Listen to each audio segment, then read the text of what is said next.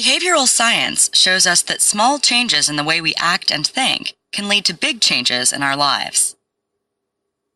Have you ever made a potentially life-changing New Year's resolution? To quit smoking, for example, or to start running every morning, only to find that come February, you've forgotten all about it? It's an all too common situation. But why do we have such difficulty preserving our big plans? Well, we tend to think that we'll pursue our aims with focus and thought, but the reality is that our minds are not always in a thoughtful and focused state. Distractions and temptations are constant, and more often than not, we succumb to them. Let's say you've resolved to follow a diet that entails counting and controlling your calorie intake, day in, day out.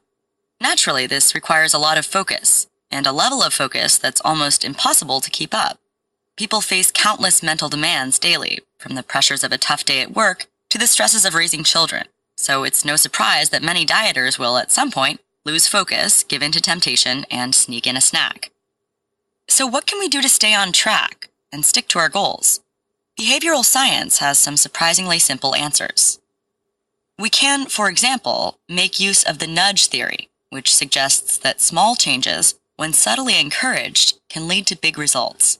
Maybe you set your watch 2 minutes early to help keep yourself punctual. Or maybe you've joined a running group, harnessing sociability to stay motivated with exercise. That's nudge theory in action.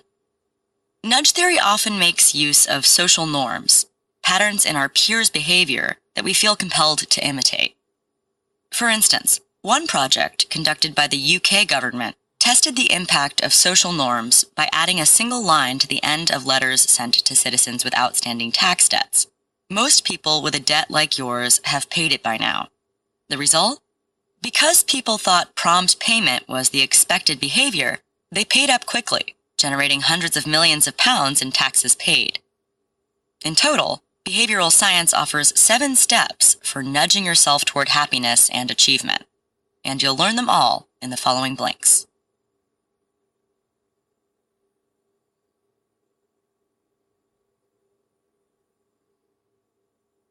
Blink number 2. The first step is to pursue a single goal that will contribute to your well-being and to set clear targets and deadlines. We all think we know what will make us happy. We set ourselves goals and assume we'll be happier when we've achieved them. Maybe your goal is to buy a house or attract 1 million views on YouTube. But one thing is for sure, there's a good chance the goal is the wrong one. It's either unrealistic or won't really make us happy. That's why setting the right goals is the first step to nudging your behavior in the right direction. What you shouldn't do is stake your happiness on gaining material possessions. Studies show that experiences like holidays or days out are much more likely to improve happiness levels.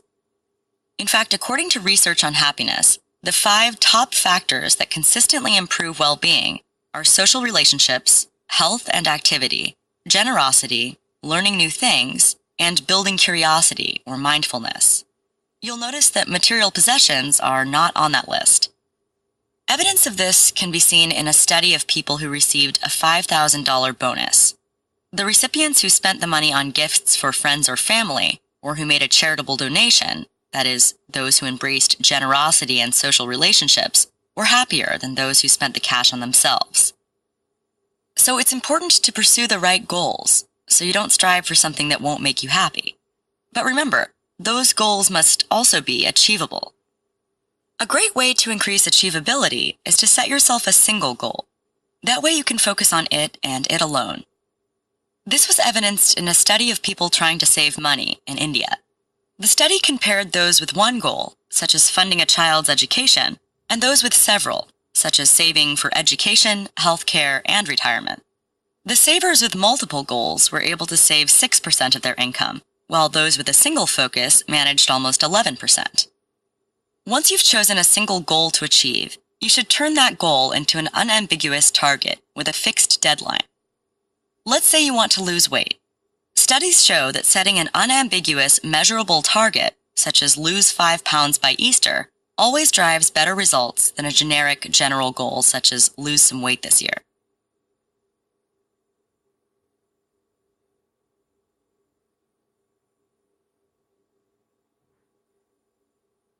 Blink number 3. The second step requires setting yourself simple rules and embracing the power of habit to stick to your plans. Imagine you're on a strict diet. You're constantly Googling where avocados sit on the glycemic index, noting down the calories in your chicken salad, no dressing, and adding up your daily intake. Well, you'd be making a common mistake, because your diet would be far too complex. Humans love simplicity, which is why many people on complex diets eventually say, screw it, and go back to binging on ice cream. In fact, researchers have found that rule complexity is the main thing that leads people to drop a diet. In general, the easier it is to follow the rules, the easier it is to stick to them. For diets, you could try the 5-to-2 method, where you count calories 2 days per week and eat normally the other 5. It really doesn't matter what goal you're pursuing. If it requires a sustained effort over time, you should make the rules for getting there as simple as possible. In addition to simplifying the rules, you should embrace habits as the powerful drivers of behavior that they are. For example, take one study in which cinema-goers were given old, stale popcorn to eat. Those who rarely bought popcorn tended not to eat much of the unappealing treat. But those with a popcorn habit ate just as much as they normally would have, despite the unpleasant taste. Why? Because being in the cinema triggered an ingrained behavior, snacking. To use habits to improve your life, start by identifying the things that trigger your own bad habits. Once you've identified these triggers, try to cut them out of your life. So if you want to quit smoking and only smoke when you drink, maybe cut back on the alcohol for a while. Then form new positive habits by repeating behavior in particular circumstances. Let's say you're trying to write a book.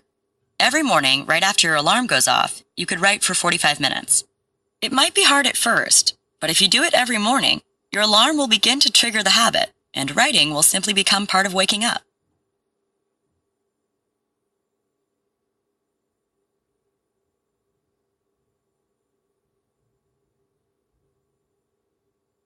Blink number 4.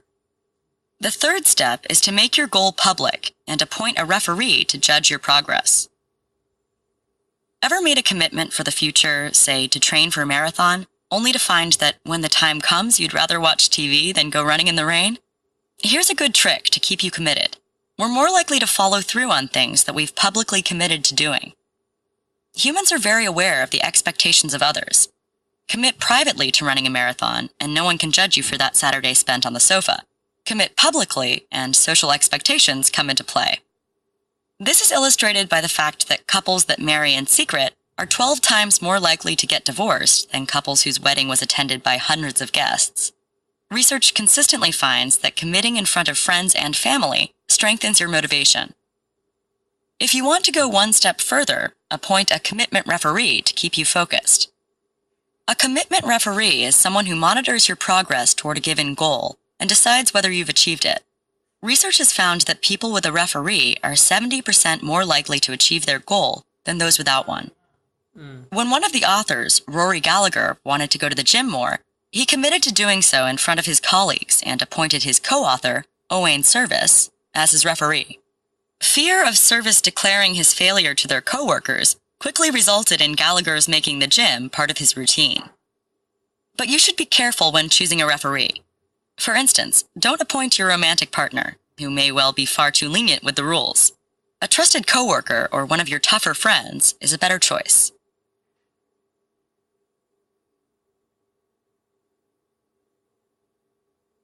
Blink number 5. In the fourth step, use the right incentives to help push you toward your goal. Most of us incentivize certain behaviors by promising rewards. Parents, for instance, may allow their children a certain amount of TV time as a reward for finished homework. But how can you tell whether your incentives will actually work? It's certainly the case that certain rewards, particularly financial rewards, can backfire. In fact, if you're already motivated to achieve something, the introduction of a financial reward might even weaken your resolve. A famous study of blood donors illustrates this. Surprisingly enough, introducing a small cash reward for donations reduced donation levels. A weak motivator, a little cash, displaced donors' more powerful motivation, a sense of moral duty to donate. So it's important to set effective incentives. But how can you do this? Behavioral science studies show that it's best to put something valuable at stake. This was seen in an anti-smoking program. To participate in the program, the aspiring quitters had to deposit a substantial amount of money in a bank account, knowing that they would lose it, all of it, if they smoked a single cigarette. And it worked. Not only were the participants 30% more likely to quit, a follow-up 1 year after the program, and after they'd gotten their money back, found that they were still more likely to be non-smokers. This study highlights 4 key principles for effective incentive systems. First, rewards must be explicitly linked to meeting a target. Second, they must be substantial. Third, a reward must be binding, so you know you'll get it. Finally, and this one is both counterintuitive and absolutely crucial, people would rather not lose something than gain something. For example, the loss of $200 feels worse than the gain of $200 feels pleasant. In short, fear of loss is a better incentive than hope of gain, as those former smokers discovered. In general, if you want to incentivize yourself, the key is to enforce, rather than replace, your personal motivation for achieving your goals.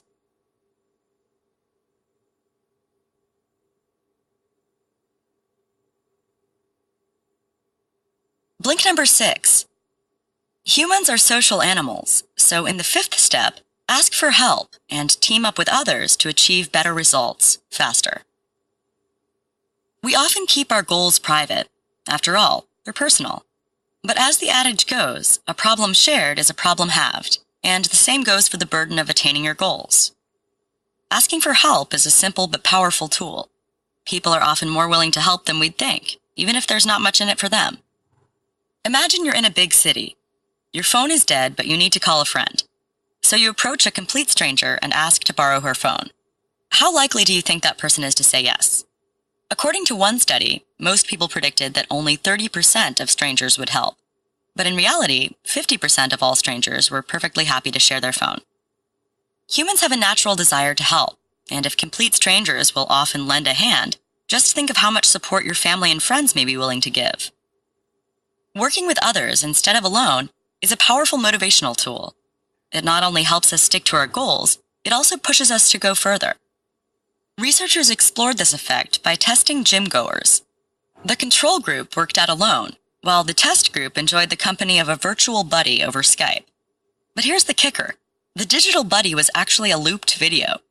Nonetheless, those exercising with an untiring buddy exercised far longer, motivated to keep up with their digital friend.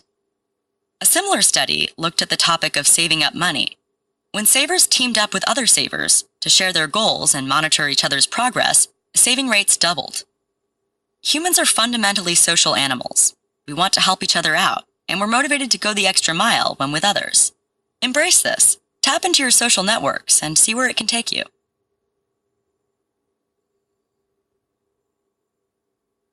Blink number 7. In the 6th step, get actionable feedback on your progress and compare it to those around you. If you've ever worked toward a big goal, you've probably felt a little lost at some point. Should you have improved your running times by now? Have you written enough job applications? The best way to track your progress is through clear feedback. Feedback not only keeps you motivated, it lets you know where you are in relation to your goal. Anyone who played the game Hot or Cold as a child knows the power of feedback. Eyes closed, searching for some object, you're led by a bystander who says, "Cold, cold, getting colder," or "Warm, hot, hotter," as you stray further from or draw closer to your prize. This feedback on your position nudges you toward the goal. It's crucial to get feedback like this, no matter the goal. So if you're training for a marathon, you could download an app to track every training run. Once you know that your 10K time is developing behind schedule, you can take action to remedy it. This approach can be a little trickier with other goals, say finding a new job, but it's by no means useless. If you've gotten fewer interviews than expected, reflect on the number or quality of your applications. You can make this feedback even more powerful by introducing a comparison with others. We've already seen that humans have a natural desire to conform to social expectations and to compete with others. Well, the authors used this knowledge to create a feedback experiment of their own. In an attempt to battle the overprescription of antibiotics, they wrote letters to doctors who fell within the top 20% of antibiotic prescribers. Each letter said, in short, that the vast majority of other practices prescribed fewer antibiotics. Like the rest of us, Doctors want to be in sync with social norms, and the feedback led to over 70,000 fewer antibiotics being given out. So, feedback nudges us in the right direction.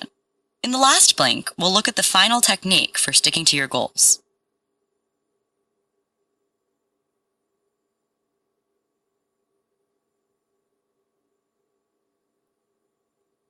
Blink number 8.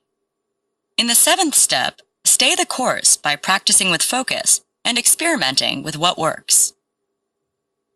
When we're striving to achieve something, we often fall into the same old routines, such as intending but regularly failing to go to the gym after work. We could all be a little more critical about which approaches actually work. Studies show that successful people commonly engage in focused practice. A study of children in spelling bees demonstrated this.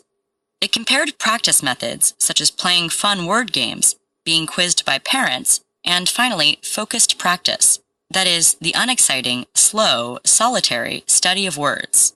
The study found that the children who invested time in this last method were much more likely to succeed in the competition. In general, however, you won't know what approach will work until you experiment. For example, the authors tested 8 different web pages, all encouraging people to register for organ donation. One approach included a photo of a group of smiling people and a message stating that every day thousands of people who see the page decide to register.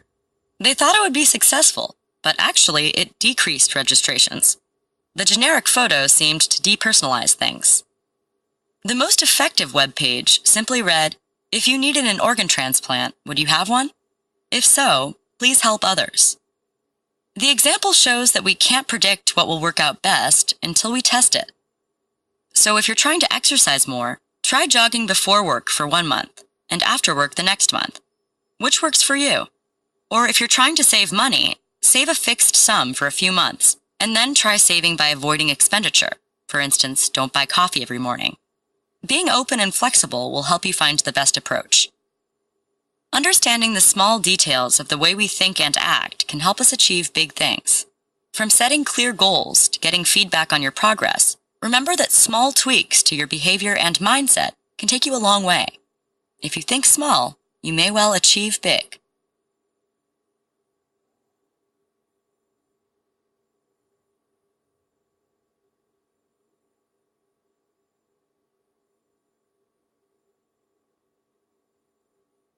You've just heard the blinks to Think Small by Owain and Rory Gallagher.